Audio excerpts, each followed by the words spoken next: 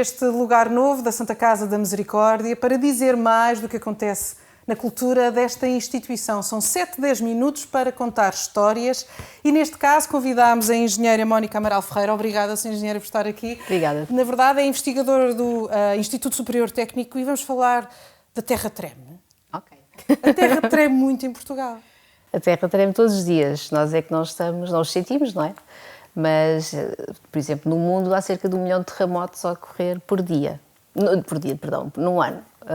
E nós aqui em Portugal também estamos numa zona de atividade sísmica, portanto temos que estar alertas e estar prevenidos, não é? Mais do que para a resposta, acho que temos que prevenir antes, para evitar que as coisas, que aconteçam o mesmo que ocorreu no passado. 1655, estamos a fazer agora mais um assinalar desse acontecimento, a 1 de novembro, o dia de Todos os Santos.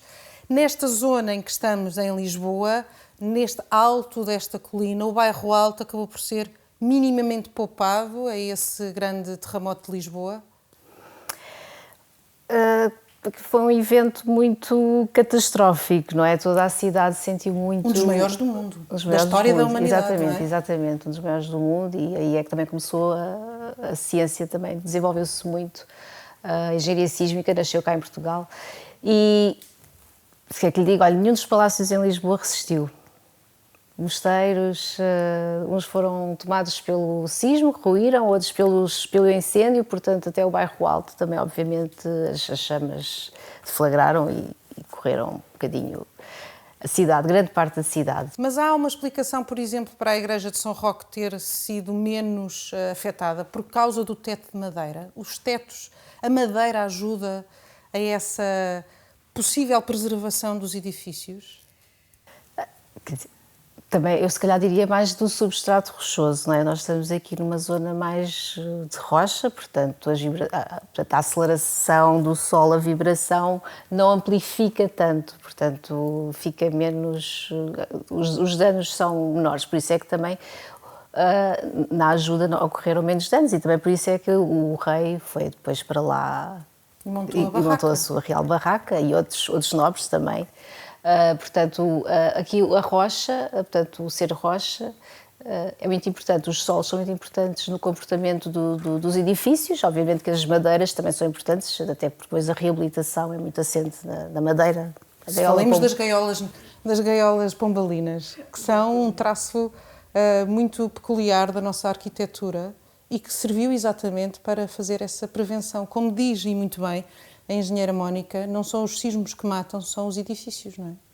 Exatamente, e nós tínhamos uma cidade medieval, toda desorganizada, pronto, obviamente antiga, não é?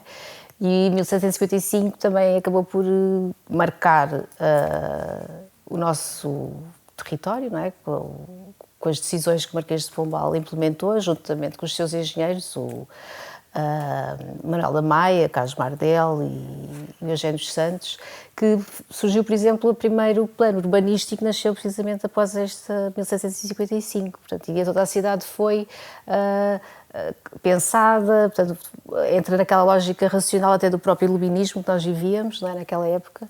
Portanto, as ruas passam a ser perpendiculares e transversais, portanto, tudo muito com espaços, portanto, antigamente não havia espaços, não é? Não sei se estão... Quer dizer, basta ir à Alfama. Exatamente, estou a pensar aquele labirinto de Alfama, não é? E era assim da nossa cidade. Portanto, e assim quiseram muito bem implementar regras de segurança, de salubridade, também surgiram a drenagem das águas pluviais, das águas residuais, até a própria recolha do lixo começou a surgiram depois os passeios públicos, portanto começa a haver também envolvência com o público, com o espaço público, portanto tudo muito mais largo, até para quando num possível evento, num futuro evento, se as casas colapsarem, não ficarem umas em cima das outras como tinha ocorrido. Claro, e que muito acontece em algumas outras cidades, que hoje vamos também, infelizmente, recebendo imagens.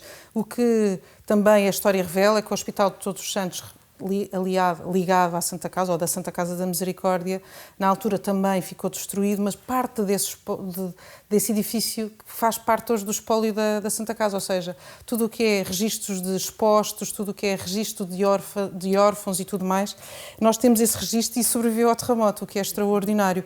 A importância dessa construção ser absolutamente fidedigna, para que se preserve o que está dentro, tanto vidas humanas como espólio, como património nacional.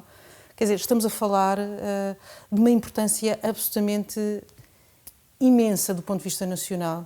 Para a engenheira Mónica, esse cuidado não está a ser feito, realizado, essa vontade política não está a acontecer ainda suficientemente?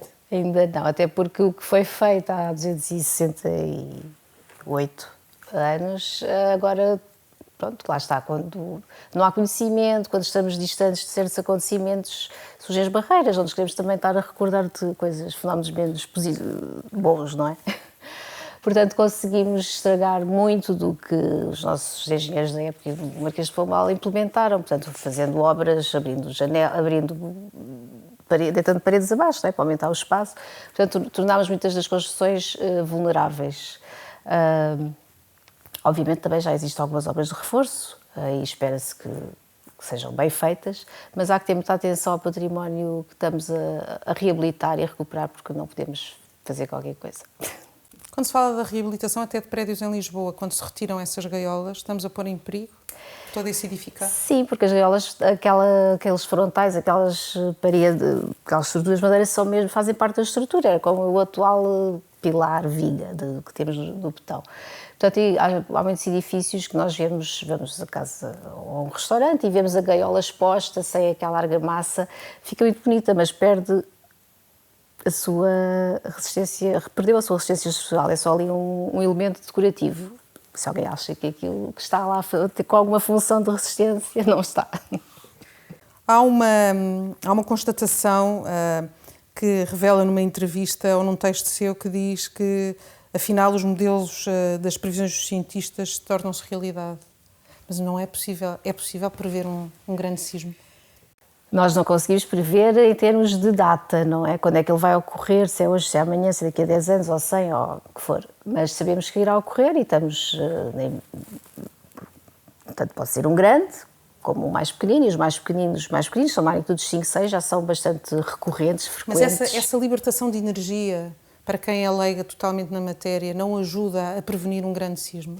Ou não? Ou simplesmente o antecipa? Não, porque os sismos têm uma escala logarítmica, portanto, passado de uma magnitude 1 para uma magnitude 2, é 30 vezes. Portanto, nós precisamos, para libertar um sismo como o de 1755, com uma energia, precisamos de milhões de sismos de magnitude 1 ou 2, que é impossível isso ocorrer no tempo que corre, não é?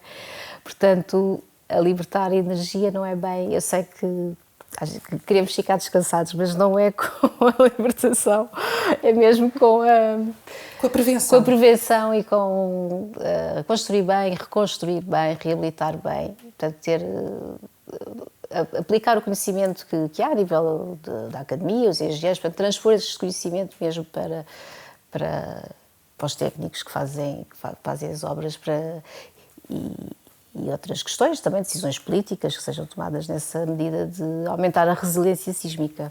Nesse caso, o poder local é bastante importante nestas decisões. É o que tem o contacto, o município é que fala sempre com o seu município, não é? Pede, pergunta, questiona. Portanto, também daqui, e que com esta pressão que faz ao município, podemos tirar várias coisas positivas, se calhar também começas a falar mais nisto e há mais decisões tomadas nesta medida de prevenirmos os impactos, os maiores impactos de um sismo e depois, quem sabe, ir subindo por ali acima até ao poder central, não é? Que é sempre o objetivo, que haja mesmo leis e que haja aplicação, que haja alguém preocupado mesmo com esta questão da segurança e do reforço sísmico. Duas questões pessoais. tem curiosidade em ver edifícios pré-terremoto de Lisboa em 1755? Gosta de ir ver? Sim, costumamos até fazer muitos trabalhos, não é? Muitas É uma boa lição. É uma boa lição. Ver os pré, não é? Como é que eles resistiram, mas depois também custa muito ver uns que resistiram, ainda cá estão, mas que têm assim umas obras, ou puseram uns restaurantes e umas coisas que nós ficamos assim, que arrepia certas soluções. Podemos dizer que esse é um verdadeiro património da segurança, não é? Exato. Alguns desses edifícios. Sim, mas podiam estar mais bem tratados alguns. Muitos são, atenção, muitos Claro. são, e há muitas pessoas que sabem Um dos fazer. grandes exemplos poderá ser a Igreja de São Roque, aqui em Sim, Lisboa. sim. Uma outra pergunta pessoal tem a ver com o Canhão da Nazaré e as ondas grandes que os surfistas descobriram. Na verdade, aquela falha, aquele grande buraco do mar tornou-nos atrativos para o mundo, não é? Sim, mas não é o Canhão da Nazaré não nos vai trazer um terremoto de 1755, claro. Atenção, são coisas distintas. Até porque estes que nós temos mais receio ocorrem a sudoeste do Algarve, da costa do Algarve, não é? E aí é que poderão originar esperamos que ali ocorram terremotos de acordo com o passado, não é? De grande magnitude, e como estão no mar, temos sempre o problema do tsunami. Pode ocorrer um tsunami, que também foi o grande problema daqui de 1755. Foi o sismo, foi o incêndio e o tsunami. Mas podemos dizer, essa falha geológica ou essa grande curiosidade geológica, não é? Sim. Se formos a pensar, até nos trouxe McNamara. Mas as pessoas pensam, o tsunami é como a onda da Nazaré.